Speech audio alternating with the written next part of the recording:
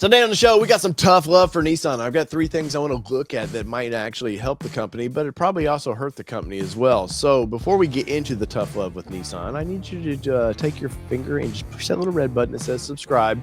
Believe it or not, 80% of you watch my videos, which I greatly appreciate, but you haven't pushed that subscribe yet. You have commitment issues. What is going on? I'm ready to commit with you. Will you commit with me? And then if you'll just karate chop that like button just because it's free and doesn't cost you anything, I would greatly appreciate that. So let's get into this. And I got to bring this up here. We're going to bring up here's problem number one with Nissan. This is top management right there. And you can just tell old school. I'm not going to budge. This looks like your grandparents or somebody who they're going to give you that licorice and you're like, no, I want sweet tarts. I want the zingy candy. No, man. Here, butterscotch. That's about as zingy as you're going to get. And that's what Nissan is right now. They're a butterscotch company living in a kind of a sweet tart world. And people don't want that anymore, man. They want their awesome companies to move along with them. And I think a couple of things I'm going to bring here will actually, I think will help us understand a little bit about the company. And maybe if you made even just one of these changes, might save the company. So number one, let's get into this. In late 90s, we do know that Nissan was in trouble. And unfortunately, because that's when they built their most iconic cars.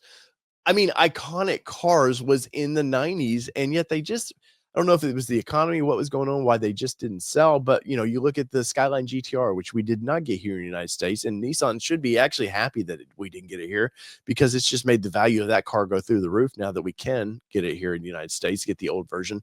People love that car, and thanks to Need for Speed for that because it did allow us American people that got to play that video game to desire that car. But back to 2000s, Nissan had to slash and cut, and here come Renault.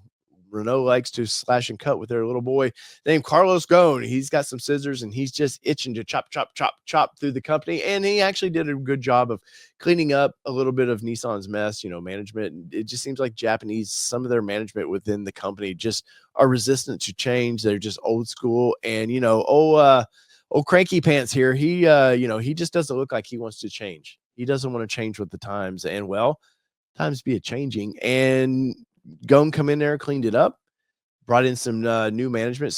Brought some of the French people in, and they just started on their path of where we're going now is because they led us down a path of, hey, we want volume. We want 10% global volume, and something that, Toyota and some of the bigger companies struggle to do at times. No, we're going to go do this. And how do you do that? You got to start selling a lot of cars, and you start selling a lot of cars, you're making bland cars. And Nissan was never a bland company. If you look at their lineups from the 510s and 70s to the 240Zs to the 280Zs, they just never built anything bland. And they've set them down this path of like, okay, the Maxima now looks like the Altima, which looks like the Sentra. Everything after that just decided, they all have to look alike because we've turned into a price point company, a credit score company of like, your credit score is bad. We'll get you into something. And dealers aren't happy about that because they're not profitable, and they're right now. I think they're break even at best right now, and that's not something a dealership wants. No, and they need exciting cars. But we're back to this bland company that in 2000s, hey, we go. We got to keep selling. Of course, we did have that weird economy crash in the late 2000s that didn't help things. But then you look at the truck lineup. Something I'm very familiar with. We got bland Maximas, and I think the late 90s Maximas still looks hot. That's still a badass. You can get a manual transmission in that car. It was a lot of fun. And of course, we're not even going to get into transmissions with Nissan because that is a part of their issues of quality. But you look at like the trucks, the Nissan Titan came out, and Carlos Ghosn released it at the Detroit Auto Show. Here's the next Titan, and which was interesting to me because you had a guy who spoke broken English trying to sell to the bubbas of the American crowd, which just, I don't think that worked out well. But when you saw the truck, it was just, they copied everybody else's homework. They're like, Ram, is that, you're doing this down there? Okay. Oh, Ford's got that new cutout in the window. And that's what the truck looks like. It's a mess of a vehicle, but it sold okay at first, and then just they didn't put any money into it. They didn't advertise the damn thing, and I guess they just expected word of mouth to help sell that truck, and it didn't, and now it's gone. And you look at the Frontier, the Pathfinder, everything they seem to worry about volume, which Pathfinder is a volume vehicle. Don't get me wrong. They went from just being an off-road little beast to now it is a soccer mom's car. Nothing wrong with that because soccer moms like to be kick-ass too, except for the fact that it's just boring. I did a review of I've got a 5 good, 5 bad of the new Sentra right now, and I think the new Sentra is the best small-looking sedan out there. I do, till you drive it.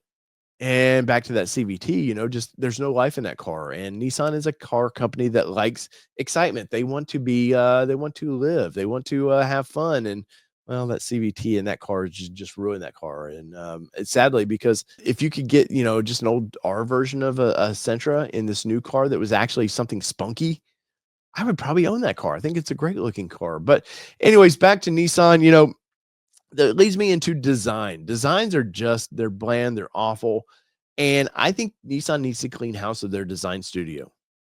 I'm sorry, I know that sounds rude and that sounds awful to say, hey, people need to lose their jobs, especially in today's world. We all have mouths to feed, but you don't get to continue to design the company's future if nobody's buying your cars. That should tell you something. That should tell you a lot of something that if you're designing bland things, and if you look at the new Murano, which looks like the Kicks, which is going to bleed down into the Rogue, they look like price point vehicles. And that's what Nissan is now. They're just a price point company of like, oh, I can't afford the Ford version or the Dodge version or whatever. Here's a price point. I can get into a couple $1,000s cheaper. My credit score is okay with that, and cool. And we move on, and the dealerships are going, well, shit, I didn't make any money. But I do think design studio just needs to be clean house. There's nothing original they're doing. Even the new designs for the SUVs looks like what we thought the 2000s were going to look like in the 80s. That's what it looks like to me. And I hate to be that harsh, but it's not fun looking. It's not exciting looking. And then you add on to when you drive the drive experience, it's not going to help things. I think some people will let the drive experience go if the car looks freaking rad. And to me, they just don't look like that right now. And that bleeds into Infinity as well, which the current design staff gets control of that as well. So guess what? It just all keeps trickling down.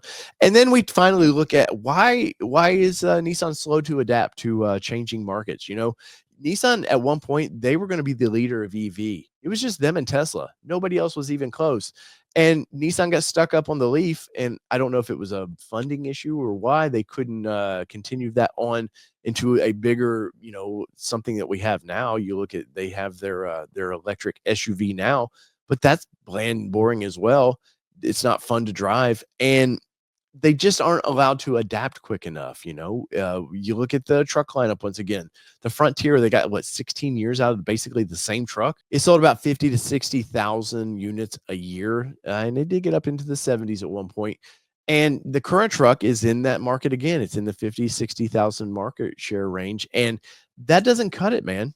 And it's because people see that, and then they see the new Tacoma, and they're going to go to the new Tacoma. It just looks more exciting. Or going to go to the new Ford Ranger, or they're going to move on to something that's just a little more exciting. And unfortunately, the Nissan just seems to keep copying somebody else's homework. And by the time they get their homework done, the person they copied has already moved on to something else, and the market is just shifting. I think part of Nissan, obviously, they're cash strapped, and so they can't pivot as fast as the EVs taking a shit ton of their money, and so it doesn't allow the ice powered vehicles to move change as fast as they should.